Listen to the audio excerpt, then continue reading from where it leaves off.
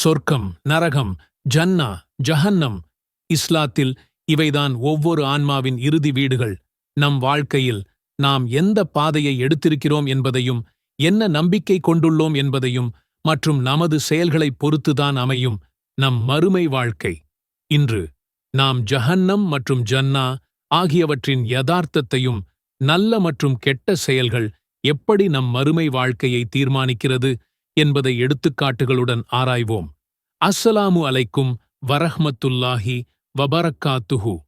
இதுபோன்ற வீடியோக்களை மேலும் காண மறக்காமல் சப்ஸ்கிரைப் செய்து கொள்ளுங்கள். முதலாவது, சொர்க்கம் நம்பிக்கை கொண்டவர்களுக்கும் நீதியுள்ள செயல்களைச் செய்தவர்களுக்கும் அமைதி, மகிழ்ச்சி, அன்பு இவைகளை மற்றவர்களுக்கு பரப்பியவர்களுக்கும் அல்லாஹ் சுபஹானுவதாலாவால் வாக்குறுதி அளிக்கப்பட்டதே இந்த சொர்க்கம். அல்லாஹ் குர்ஆனில் இவ்வாறு கூறுகிறான்: ஆனால் நம்பிக்கை கொண்டு நற்கருமங்கள் செய்வோருக்கு நன்மாராயங்கள் கூறுவீராக. சதா ஓடிக்கொண்டிருக்கும் ஆறுகளைக் கொண்ட சுவனச் சோலைகள் அவர்களுக்காக உண்டு. அவர்களுக்கு உண்ண அங்கிருந்து ஏதாவது கனி கொடுக்கப்படும் போதெல்லாம், இதுவே முன்னரும் நமக்கு உலகில் கொடுக்கப்பட்டிருக்கிறது என்று கூறுவார்கள். ஆனால் தோற்றத்தில் இது போன்றதுதான் அவர்களுக்கு உலகத்தில் கொடுக்கப்பட்டிருந்தன. இன்னும் அவர்களுக்கு அங்கு தூய துணைவியரும் உண்டு. மேலும் அவர்கள் அங்கே நிரந்தரமாக வாழ்வார்கள் என்று அல்லாஹ் கூறுகிறான். மேலும் வேறு வசனத்தில் அல்லாஹ் இவ்வாறு கூறுகிறான்: நிச்சயமாக எவர் ஈமான் கியாண்டு சாலிஹான் நல்ல செயல்களைச் செய்கிறார்களேயா அவர்கள் விருந்துக்கு இறங்கும் இடமாக ஃபிர்தவ்ஸ் என்னும் தியாட்டங்கள் இருக்கும் என்று அல்லாஹ் குர்ஆனில் சொல்கிறான். அடுத்து ஜஹன்னம் இறை மறுப்பாளர்களுக்கும் சத்தியத்தை நிராகரித்தவர்களுக்கும் மனம் திரும்பாமல் பாவத்தில் வாழ்ந்தவர்களுக்கும் இரக்கம் கட்டாதவர்களுக்கும் உருவாக்கப்பட்டதே இந்த ஜஹன்னம். பாவத்தின் பரிகாரமாக நெருப்பு அவர்களை வாங்கிக் கொண்டு தண்டனை தரும். சுவனம் எப்படி பூத்துக் குலுங்கும் வண்ண மலர்களால் படைக்கப்பட்டதோ அதற்கு நேர் எதிராக ஜஹன்னம், அதாவது நரகம் படைக்கப்பட்டது. அல்லாஹ் குர்ஆனில் கூறுகிறான்: யார் நம் வேத வசனங்களை நிராகரிக்கிறார்களோ அவர்களை நாம் நிச்சயமாக நரகத்தில் புகுத்திவிடுவோம். அவர்கள் தோள்கள் கருகிவிடும் போதெல்லாம் அவையெல்லாம் வேறு தோள்களை அவர்கள் வேதனையை பூரணமாக அனுபவிப்பதற்கென அவர்களுக்கு நாம் மாற்றிக்கொண்டே இருப்போம். நிச்சயமாக அல்லாஹ் மிகைத்தவனாகவும் ஞானமுள்ளவனாகவும் இருக்கின்றான் என்று சொல்கிறான். கேட்கும்போதே உடம்பெல்லாம் நடுங்குகிறது அல்லவா? இன்னும் அல்லாஹ் வேறு வசனத்தில் சொல்கிறான்: நரக நெருப்பிற்கு அஞ்சுங்கள், அது காஃபிர்களுக்காக, இறை மறுப்பவர்களுக்காக சித்தம் செய்து வைக்கப்பட்டுள்ளது என்று அல்லாஹ் குர்ஆனில் சொல்கிறான். அல்லாஹ்வின் அடியார்களே, தீர்ப்பு நாள் வரும். ஒவ்வொரு செயலும், அது பெரியதோ சிறியதோ, எடை போடப்படும். பொய்கள் அதைத்தும் காணாமல் போய்விடும். உண்மை மட்டுமே காட்டப்படும். அல்லாஹ்விற்கு அஞ்சிக் கொள்ளுங்கள். குர்ஆனில் எனக்கு மிகவும் பிடித்த வசனமும் அதே நேரத்தில் மிகவும் நடுங்க வைக்கும் வசனமும் இதுதான்.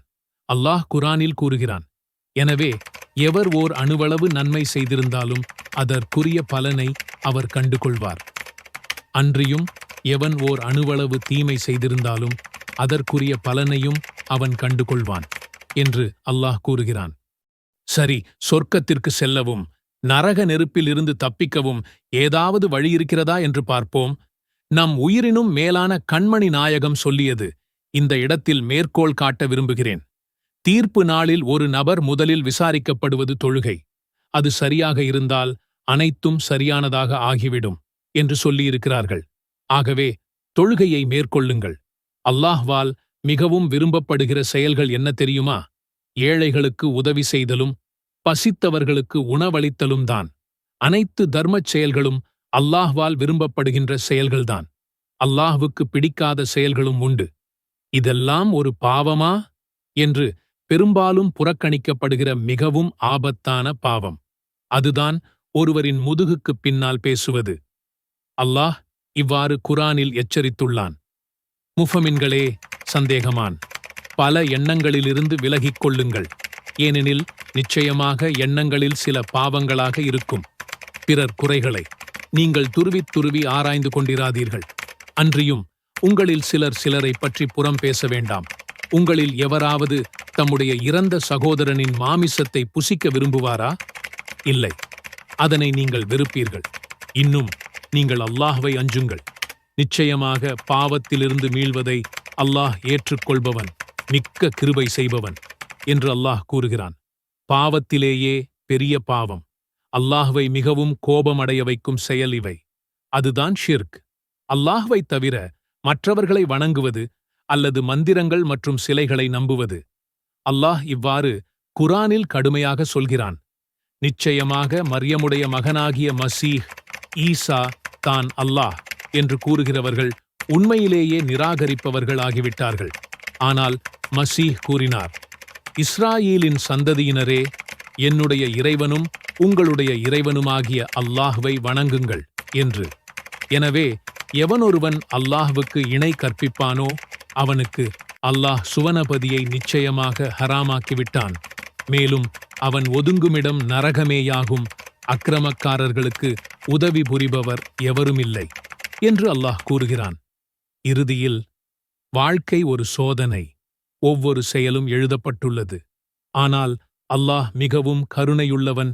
தன்னிடம் உண்மையாக திரும்புபவரை அவன் மன்னிப்பான். எனவே இன்று சிந்தித்துப் பாருங்கள். நிரந்தரமில்லாத இந்த வாழ்க்கை, ஏன் இந்த வெறுப்பு, ஏன் இந்த பொறாமை? அல்லாஹ் பக்கம் திரும்புங்கள், தொழுக ஆரம்பியுங்கள், மற்றவர்களை மன்னியுங்கள், விட்டுக் கொடுத்துப் போங்கள், நன்மை செய்யுங்கள்.